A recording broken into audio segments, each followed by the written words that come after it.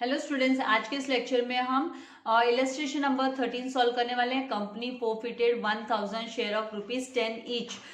तो ये जो है इलस्ट्रेशन, इसमें ना फोरफिटेड का ही केस है। तो इसका एक्सप्लेनेशन स्टार्ट करने से पहले मैं आपसे रिक्वेस्ट करूंगी कि अगर अभी तक आपने चैनल को सब्सक्राइब नहीं किया तो चैनल को सब्सक्राइब कीजिए एंड बेल आइकन बटन को प्रेस कीजिए। लाइक एंड शेयर करना मत भूलिएगा। डियर स्टूडेंट्स, यहाँ पर फोरफिटेड शेयर्स 1000 शेयर्स किसी तो कंपनी का नाम नहीं दिया है। फोरफिट किए गए 1000 शेयर्स जिनकी जो रेट है वो ₹10 है। तो यहाँ पे non payment of final call किसकी वजह से फोरफिट हो रहा है, तो है ना, फाइनल कॉल का पैसा रिसीव नहीं हुआ ₹2, इसके लिए फोरफिट हो रहा है। And all the forfeited shares, और जितने भी फोरफिटेड शेयर्स है वर इशूड एट, मतलब यहाँ पे री इशू का केस है। फोरफिटेड शेयर्स को फिर इशू किया गया एट ₹6 पर शेयर, फुल्ली पेड शेयर के उस पे उसको री इशू किया गया। तो आपको ध्यान रखना है कि री इशू ऑलवेज है ना, फुल्ली पेड शेयर्स ही री इशू के में फुल्ली पेड ही इशू किए जाते हैं। तो यहाँ पर है ना, हमें जर्नल एंट्री पास करने बोला in the books of a company for forfeiture की एंट्री दिखानी है, उसके साथ ही हमको री इशू की एंट्री भी हमको दिखानी है। तो ये री इशू की एंट्री किस तरीके से, इसका एक्सप्लेनेशन मैं आप लोगों को बता देती हूँ कि जो री इशू ऑफ फोरफिटेड शेयर्स होता है उसमें क्या होता है कि जो डायरेक्टर्स है ना वो री इशू कर सकते हैं फोरफिटेड शेयर्स को। वो कौन कौन से तरीके से री इशू कर सकते हैं, चाहिए तो वो एट पार री इशू कर सकते हैं, या फिर वो प्रीमियम पर भी री इशू कर सकते हैं। जो फोरफिटेड शेयर्स है जिनकी मेंबरशिप कैंसिल हुई है उतने number of shares, and discount पर भी वो री इशू कर सकते हैं यूजुअली। लेकिन क्या होता है कि कंपनी री इशू करती है ना जब फुल्ली पेड, वो है ना डिस्काउंट पर ही इशू करती है, री इशू करती है। तो they issue at a discount. अभी जो अमाउंट होता है डिस्काउंट जो अलाउड किया जाता है कंपनी की तरफ से, जो डिस्काउंट अलाउड किया जाता है नए जो मेंबर्स को जो बनने के लिए तैयार होते हैं उनको जो डिस्काउंट अलाउड किया जाता है री इशू पर, वो है ना जो ऑलरेडी कंपनी ने फोरफिटेड अमाउंट रिसीव किया है उससे ज्यादा का डिस्काउंट कभी भी कंपनी नहीं देती है। ये रूल है, बाय द रूल है ना, it should not exceed which has already been receive the forfeited amount in respect of the shares on the original issue. उनके ओरिजिनल इशू पे जो रिसीव हो गया फोरफिटेड अमाउंट उससे ज्यादा का डिस्काउंट कंपनी नहीं दे सकती। एंड वो जो same should be debited to share forfeiture. ये तो शेयर फोरफिचर अकाउंट में हमको फिर डेबिट करना होता है। एंड इन केस ऑफ और जो ऑल फोरफिटेड शेयर्स का जो री इशू का बैलेंस अमाउंट रहता है, री इशूड बैलेंस जो भी रहता है वो शेयर फोरफिचर अकाउंट से वो कैपिटल रिजर्व अकाउंट में ट्रांसफर हो जाता है। तो इसका भी इफेक्ट है ना, आपको ये कैसे कैपिटल रिजर्व में हम कौन सा अमाउंट का इफेक्ट दिखाते हैं, तो वो ये इसका एक्सप्लेनेशन भी ये जो जर्नल एंट्री हम फ्रेम करेंगे यहाँ पे इलस्ट्रेशन नंबर 3 की, तो उसमें मैं एक्सप्लेन करने वाली हूँ किस तरीके से हमको डिफरेंस दिखाना है। आपको एक करेक्शन कर लेना है अपने टेक्स्ट बुक में, इसके एक्सप्लेनेशन तो मैं दूंगी ही। ये जो थर्ड जर्नल एंट्री है इसमें यहाँ पर ओनली 4000 आएगा। यहाँ पे जो 54,000 लिखा हुआ है ये 5 को कैंसिल कर दो, ओनली 4000 आना चाहिए। 4000 का डेबिट का इफेक्ट एंड 4000 का क्रेडिट का इफेक्ट। तो इसका फॉर्मेट मैंने रेडी रखा है, तो किस तरीके से कैलकुलेशंस हमको करना है, कैसे आपको जर्नल एंट्री बतानी है, तो वो मैं आपको एक्सप्लेन कर देती हूँ। तो चलिए हम सबको सॉल्व करते हैं। जो जर्नल एंट्री आएगी वो फोरफिचर की एंट्री हमको लेनी है। तो यहाँ पर हमको है ना डायरेक्टली खाली फोरफिचर एंड री इशू की एंट्री बोलिए, तो फोरफिचर की एंट्री में हम इक्विटी शेयर कैपिटल को हम करेंगे डेबिट, क्योंकि अब हमको इक्विटी शेयर कैपिटल से ये अमाउंट हटा देना है जितने शेयर्स फोरफिचर हुए हैं। तो इक्विटी शेयर कैपिटल, यहाँ पे कैपिटल अकाउंट को हम डेबिट करेंगे, कैपिटल अकाउंट, क्योंकि इसमें ना जब ड्यू की एंट्रीज होती है तो उस समय पर इसका अमाउंट हम दिखा चुके होते हैं कि भाई हाँ इतना पैसा कंपनी को आना है करके पहले से कैपिटल में ट्रांसफर कर दिया जाता है। खाली एप्लीकेशन के टाइम पे पहले पैसा रिसीव होता है और फिर हम ट्रांसफर करते हैं। बाकी अलॉटमेंट वगैरह के टाइम पे फाइनल कॉल, फर्स्ट कॉल, वो सब पे है ना ड्यू में हम है ना पहले अमाउंट दिखा देते हैं कि भाई ये पैसा ड्यू है, तो शेयर कैपिटल में हम ट्रांसफर करते हुए दिखाते हैं इसको। तो जो नंबर ऑफ शेयर्स है वो 1000 है। 1000 मल्टीप्लाई बाय, और कितने का शेयर है, तो ₹10 का शेयर है, तो 1000 मल्टीप्लाई बाय आप 10 करोगे तो 10,000 रुपीज आपको है ना डेबिट में लिखना होगा, क्योंकि 1000 शेयर है वो फोरफिट हुए हैं इस कंपनी के। क्रेडिट में हम लिखेंगे 2, जो पैसा रिसीव हो चुका है उसको तो हमको शेयर फॉरफीचर में लिखना है, और जो अनरिसीव्ड मनी है, अनपेड है, जैसे कि वो फर्स्ट एंड फाइनल मतलब ये फाइनल कॉल का, तो equity share final call, equity share, यहाँ पे इक्विटी वर्ड दिया नहीं है। अगर हमने इक्विटी वर्ड नहीं लिखा तो भी कोई इश्यू नहीं है, क्योंकि ये वर्ड तो हमको दिया नहीं है। तो यहाँ पर अगर हमने नहीं लिखा इक्विटी शब्द तो भी ठीक है, equity share final call account. तो ये कौन सा पैसा है, तो ये अनपेड अमाउंट है। यहाँ पे मैं आपको पेंसिल से दिखा देती हूँ कि ये पैसा कंपनी को रिसीव नहीं है। 1000 मल्टीप्लाई बाय फाइनल कॉल का ₹2, तो ये जो है ये अनपेड मतलब बंदे ने पे नहीं किया है। जिसकी होल्डिंग इसमें इंक्लूडेड है 1000 जो शेयर्स है, तो अनपेड अमाउंट को हम दिखाएंगे। ये कॉल इन एरियर मतलब हो गया एक तरीके से कॉल इन एरियर। तो कॉल इन एरियर के बदले हम इसको है ना नाम से भी, क्योंकि फाइनल कॉल का पैसा रिसीव नहीं हुआ, इसीलिए हम इसको इक्विटी शेयर फाइनल कॉल कर लिख देंगे। तो ₹2000 हो गया। 1000 मल्टीप्लाई बाय ₹2 किया तो कितना होता है 2000। तो यहाँ पर हम ₹2000 लिखेंगे।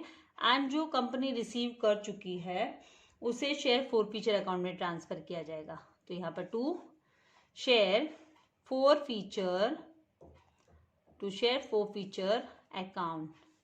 तो ये जो पैसा है मैं यहीं पे इसकी वर्किंग नोट आप लोगों को दिखा रही हूँ कि आप भी एग्जाम में इस तरीके से भी कर सकते हैं। आपको कैलकुलेशन करना है यहाँ का यहाँ करके भी आप दिखा सकते हैं, तो उसमें कोई इश्यू नहीं है। आप लोगों को कोई प्रॉब्लम नहीं आने वाली है, आपने ऐसे किया तो कोई रॉन्ग नहीं देने वाला है। तो यहाँ पर 1000 एंड मल्टीप्लाई बाय कितना रिसीव हो चुका, ₹8 रिसीव हो चुका, क्योंकि ₹10 के शेयर में ₹2 रिसीव नहीं है, तो मतलब बाकी का जो ₹8 रिसीव हो चुका, तो यहाँ पर 8000 फॉरफीचर अकाउंट में चला जाएगा। कंपनी को सेपरेट अकाउंट ओपन करना होता है, क्योंकि ये मेंबरशिप जब कैंसिल हो जाती है तो ये तो कैपिटल का हिस्सा नहीं रहा ना, इसीलिए ये शेयर फॉरफीचर मतलब मेंबरशिप कैंसिल किया है उस अकाउंट में। नरेशन में यहाँ पर हम लिखेंगे बिंग 1000 यहाँ पर shares forfeited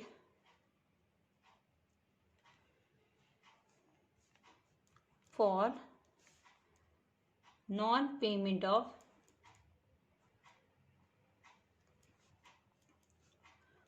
final call of ₹2 per share।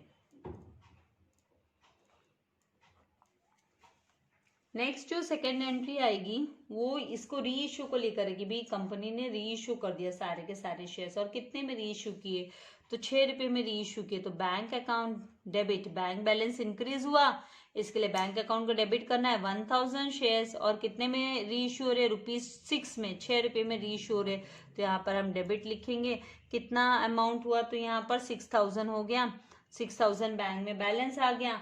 Actual में इसका इस शेयर की जो वैल्यू है वो कितनी है, एक्चुअल जो वैल्यू है क्वेश्चन के हिसाब से वो ₹10 है, ₹10। तो हमको है ना शेयर कैपिटल अकाउंट कर हमको ₹10 के इफेक्ट के हिसाब से दिखाना है।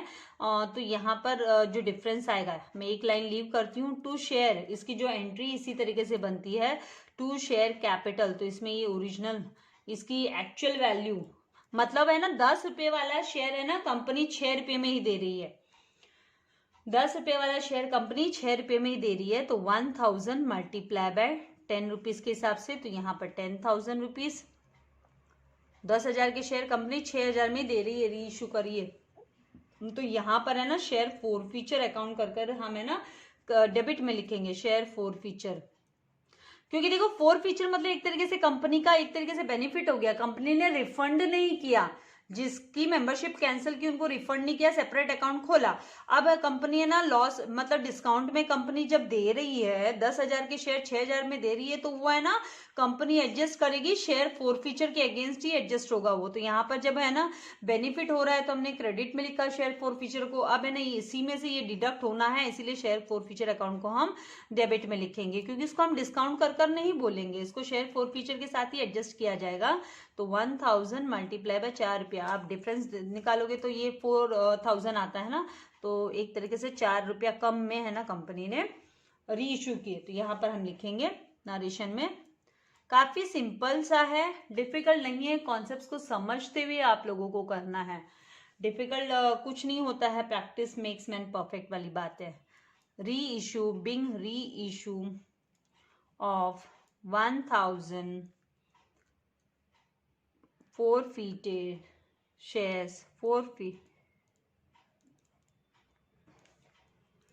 shares at the rate of ₹6 per share।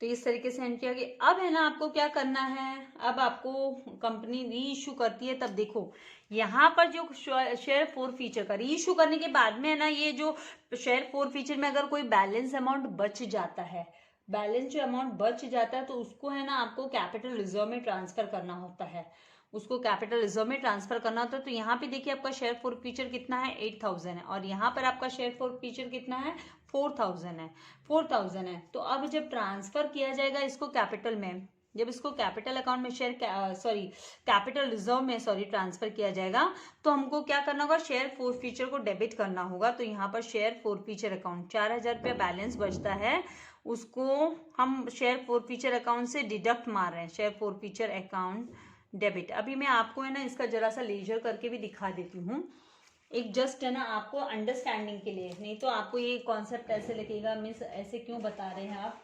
तो इसका मैं आप लोगों को लेजर दिखाती हूँ कि कैसे इसका इफेक्ट होता है।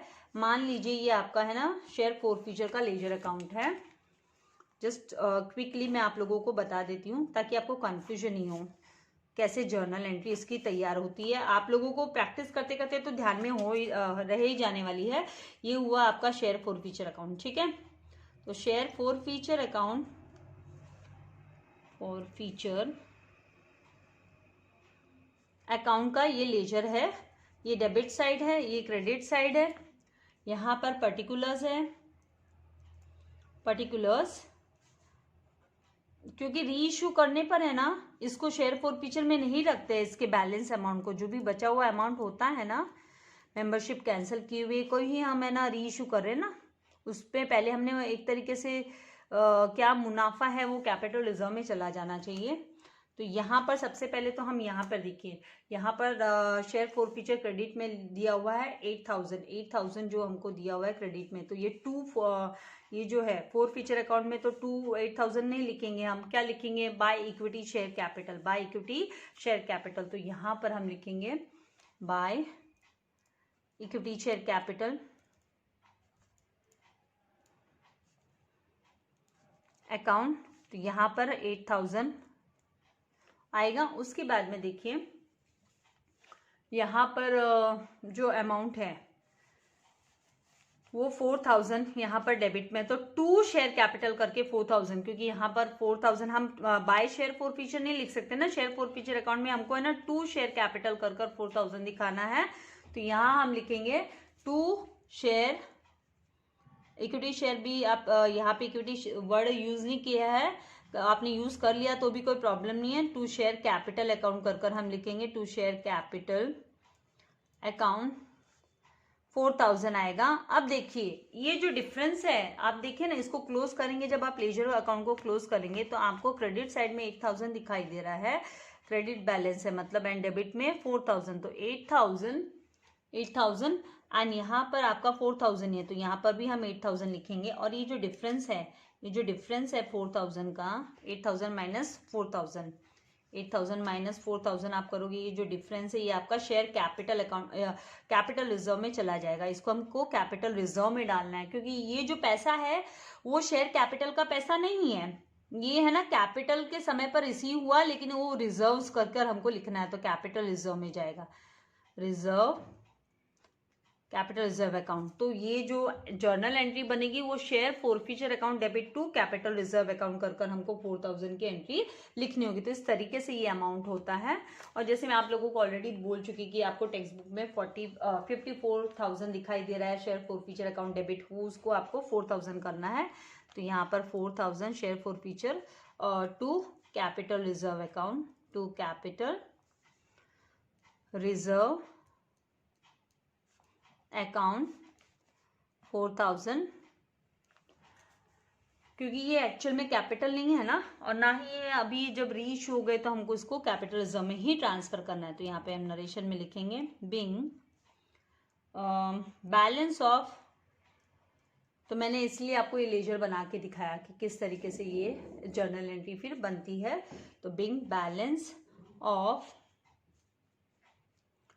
शेयर फॉर फ्यूचर, आपको एग्जाम में ये बनाने की जरूरत नहीं है अनलेस एंड अनटिल पूछते नहीं है, तब तक, जब तक आपको पूछते नहीं है नहीं बनाना है। मैं आपको खाली कॉन्सेप्ट्स को समझाने के लिए, एक बार आपको प्रैक्टिस हो गई तो कोई प्रॉब्लम नहीं आने वाली है। Account transferred, balance of share forfeiture account transferred to capital reserve account, capital reserve account में ट्रांसफर कर दिया। तो इस तरीके से आपको लिखना है। आपको चाहिए तो ये शेयर फॉर फ्यूचर लेजर की आप क्या कर सकते हो, स्क्रीनशॉट ले सकते हो कॉन्सेप्ट को समझने के लिए। तो आई होप आपको इजी लग रहा है। लाइक एंड शेयर करना नहीं भूलना है। Thank you very much. God bless you all dear students.